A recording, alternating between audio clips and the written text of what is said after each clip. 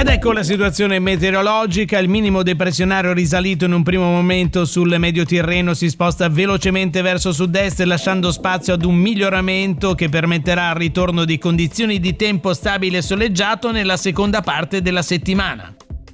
Esaurimento di fenomeni e prime schiarite sulle riviere, in particolare sul ponente, dove ci saranno occhiate di sole e faranno la loro comparsa dalle ore pomeridiane in estensione a tutti i settori costieri, mentre nuvolosità più serrata sarà oltre Appennino e sullo Spezzino, dove saranno ancora possibili deboli piovaschi tra il pomeriggio e la sera. Venti generalmente dai quadranti settentrionali, con mare stirato sotto costa mosso al largo e temperature nei valori massimi leggero aumento, nuovamente oltre i 20 gradi.